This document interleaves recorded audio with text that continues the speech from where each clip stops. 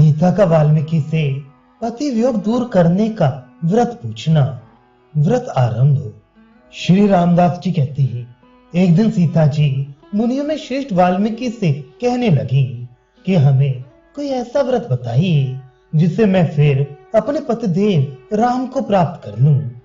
सीता की उस प्रार्थना को सुनकर वाल्मीकि ने कहा कि प्रतिपदा तिथि से लेकर नवमी पर्यंत अर्थात 9 दिन का मैं जो व्रत बतला रहा हूं उसे करो। प्रतिपदा को धातु से बनी राम की चरण पादुका का पूजन करके 9 कमल के फूलों से मंत्रांजलि दो।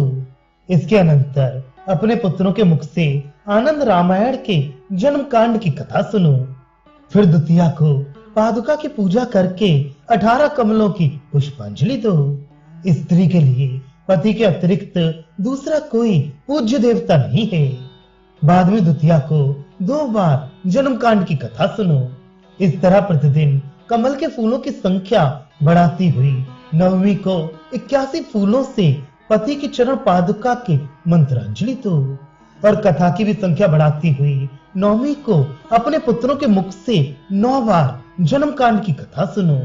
दशमी को स्नान आदि नित्य कर्म करने के पश्चात द्विज दंपत्ति की वस्त्राभूषण आदि से पूजा करके उन्हें भोजन कराओ और दक्षिणा देकर विदा करो।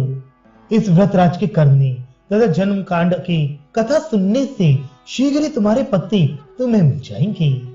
इस व्रत का नाम ही संयोगीकरण व्रत है। जो कोई ये पुनीत व्रत करता है उसे अपने प्रियजन की प्राप्ति होती है। वाल्मीकि मुनि की बात सुनकर सीता ने कहा कि अयोध्या के बगीचे वाले सरोवर में बहुत कमल होता है, वहां ही इतने फूल मिल सकेंगे कि जिनसे मैं अपना व्रत पूर्ण कर सकूं। लेकिन वहां से उन्हें लाएगा कौन? रामचंद्र की आज्ञा से वहां बहुतेरे रक्षक उन फूलों की रखवाली करते हैं। सीता की बात सुनकर पास खड़े लव ने, जिसकी अवस्था 5 वर्ष की हो चुकी थी, माता से कहा, मां, तुम आज से अपना व्रत आरंभ कर दो। मैं नित्य कमल के फूल लाकर तुम्हें दूंगा। लव की वीरतापूर्ण वाणी सुनकर सीता हंसी और छाती से लगाकर उसका मुख चूमती हुई कहने लगी, बेटे, तुम फूल कैसे लाओगे? वहां राम के असंख्य सिपाही उनकी रक्षा करते हैं। सीता की बात सुनकर लव ने कहा, माता, तुम्हारे पवित्र दूध, महर्षि वाल्मीकि की सिखाई हुई शस्त्र विद्या और उनके आशीर्वाद के प्रभाव से मैं राम से भी नहीं डरता। आप मुझे आज्ञा दें और मेरा पुरुषार्थ देखें। इतना कहकर लव ने माता तथा वाल्मीकि को प्रणाम किया। फिर उनका आशीर्वाद लेकर धनुष बाण सहित एक रथ पर जा बैठे और उस अयोध्या की ओर बढ़े जो बहुत दिनों से कांतिहीन हो चुकी थी। बगीचे के एक कोस आगे ही लव ने अपना रथ रोक दिया और पैदल ही बगीचे में जा पहुंचे। दोपहर का समय था। बगीचे के रक्षक भोजन करने के लिए अपने अपने घर जा चुके थे, इसलिए लव को फूल लेने में कोई बाधा नहीं हुई। फूल लेकर लव ने अपने रथ पर रखा और आश्रम की ओर चल दिए। वहां पहुंचकर लव ने माता और वाल्मीकि को प्रणाम करके फूल को सामने रखा। जानकी ने भी प्रसन्नता के साथ व्रत आरंभ कर दिया।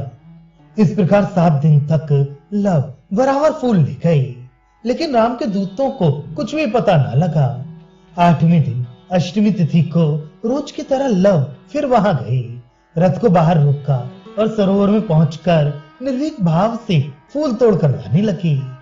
संयोगवश उस दिन सिपाही लोग भोजन करके बगीचे में पहुंच गए थे।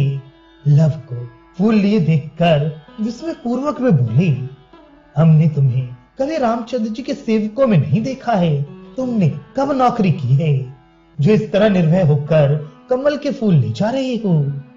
उन दूतों की बात सुनकर हंसते हुए लव ने कहा, मैंने तो अभी तक राम को देखा भी नहीं है। राम का नहीं, मैं महर्षि वाल्मीकि का सेवक हूँ। उन्हीं की आज्ञा के अनुसार मैं यहाँ से फूल ले जाता हूँ, किंतु तुमने आज ही हमको देखा है, इसके पहले कभी देख नहीं पाए। इस तरह अपने को वाल्मीकि का सेवक बतलाने पर दूतों की समझ में आया कि कोई अजनबी मनुष्य है। ये जानते ही वे मारे क्रोध के तमतमा उठे। उन्होंने कहा, तुमने न राम की आज्ञा ली, न हम लोगों से ही पूछा, और रोज फूल ले जाते हो। ये बात हमको मालूम नहीं थी। अस्तु, अब ठहरो। तुम रामचंद्र जी के अपराधी हो, अतः हम तुम्हें उनके पास ले चलेंगे। ऐसा कहकर उन लोगों ने उसका रास्ता रोक लिया। जब 114 सशस्त्र सैनिकों ने लव को घेर लिया, तब लव ने रथ पर बैठे ही बैठे उनकी ओर देखकर तथा हंसकर कहा, तुम लोग राम के पास जाकर हमारा वृतांत कहो। यदि राम में कुछ सामर्थ होगी तो वे स्वयं आकर मेरा सामना करेंगे। एक 5 वर्ष के बच्चे की ऐसी बातें सुनकर दूतों ने क्रोधपूर्वक कहा, हे बच्चे, तुम क्यों मरना चाहते हो, जो ऐसी बढ़ चढ़कर बातें करते हो। तुमको बांधकर हम ही लोग उनके पास अभी लिए चलते हैं। ऐसा कहकर लव को पकड़ने के लिए कई दूत आगे बढ़े।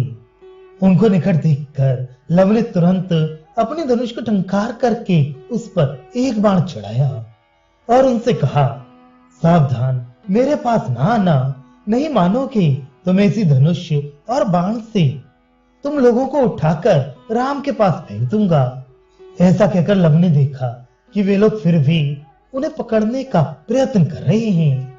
ऐसी दशा में लव ने बाणों से दूतों को उठाकर फेंका और वे गंगा के समीप राम की यज्ञशाला में मूर्छित होकर जा गिरे।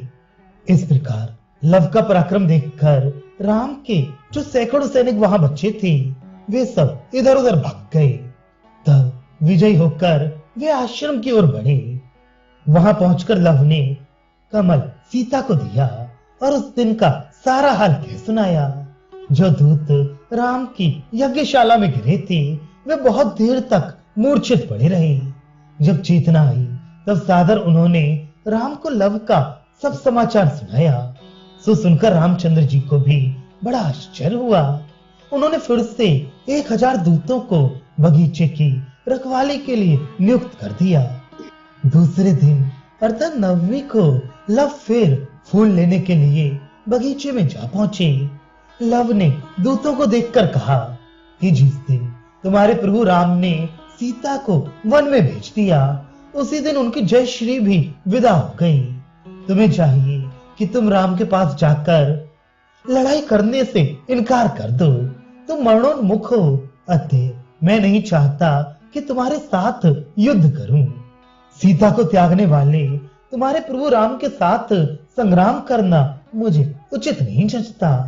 इस प्रकार लव के वचन रूपी बाण से सैनिकों के हृदय विदीर्ण हो गए। उन्होंने लव पर बाण वर्षा आरंभ कर दी। उधर लव ने भी अपने बाणों से सैनिकों के प्रहार बचाते हुए अपने बाणों से उनको उठा उठाकर राम के पास फेंकना आरंभ कर दिया। थोड़ी देर में ही जब दूत बगीचा छोड़ छोड़कर भाग निकले, तब लव अपने को विजय मानते हुए रोज की तरह फूल लेकर आश्रम को लौट गए। वहां पहुंचकर लव ने सीता माता को प्रणाम किया और उस दिन का भी सारा हाल सुनाया।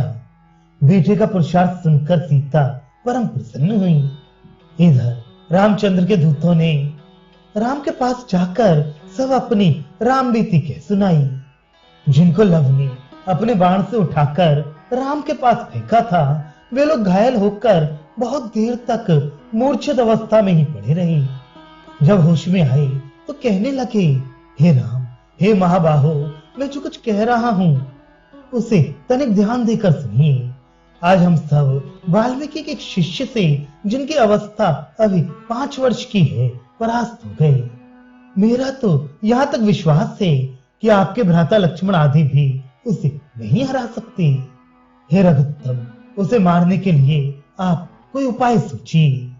सीता त्याग आदि की बातें दोहराकर उस एकाकी बालक ने हमारी और आपकी भी भरपूर निंदा की है। उनकी बातें सुनी तो मंत्रियों से परामर्श करने राम ने तुरंत कई दूतों को वाल्मीकि के आश्रम पर भेजा। वे दूत वाल्मीकि के पास पहुंचे और उन्हें प्रणाम करके राम का संदेश इस तरह सुनाने लगे कि रामचंद्र ने कहा है कि आपका महावीर शिष्य लव हमारा अपराधी है। उसे या तो हमारे दूतों के साथ भेज दीजिए अथवा आप स्वयं अपने साथ लेकर हमारे यज्ञ मंडप में आइए। भूल से मैंने आपको पहले निमंत्रण नहीं भेजा था, सो क्षमा कीजिएगा। इस प्रकार दूतों के मुख से राम का संदेश को सुनकर महर्षि वाल्मीकि ने कहा, हम अपने शिष्यों के साथ स्वयं यज्ञ मंडप में आएंगे, तुम लोग जाओ। राम के दूतों ने ऋषि राज के वचन सुनकर प्रणाम किया और वहां से प्रस्थान करके राम की यज्ञशाला को चल पड़े। राम इस भावी घटना को पहले से ही जानते थे, इसलिए लौकिक रीत निभाते हुए शिष्यों के साथ वाल्मीकि जी को पहले यज्ञ में नहीं बुलाया था। उधर सीता ने भी 9 दिन वाला व्रत समाप्त कर लिया। विष्णुदास ने पूछा, जो लोग सामर्थहीन हैं वे इस व्रत को कैसे करेंगे, सो बताइए। श्री रामदास ने उत्तर दिया कि यदि स्वर्ण के पादुका ना बनवा सके तो चांदी की बनवा ले, वह भी ना हो सके तो तांबे की 2 चरण पादुकाएं बनवानी चाहिए। यदि उतने कमल के फूल ना मिल सके तो साधारणतः किसी भी फूल की अंजलि दी। यदि 81 द्विज दंपत्ति की पूजा करने की सामर्थ्य ना हो तब 9 द्विज दंपत्तियों का ही पूजन करना चाहिए। उसके भी अभाव में अपनी शक्ति के अनुसार पूजा करे, लेकिन उसमें कंजूसी ना करे। इस व्रत को करने से चाहे कितनी ही दूरी पर रहने वाले भी प्रियतम का मिलाप अवश्य हो जाता है। इसके अतिरिक्त जितने भी भविष्य के कार्य होंगे वे सब संपन्न हो जाएंगे, इसमें कोई संशय नहीं है।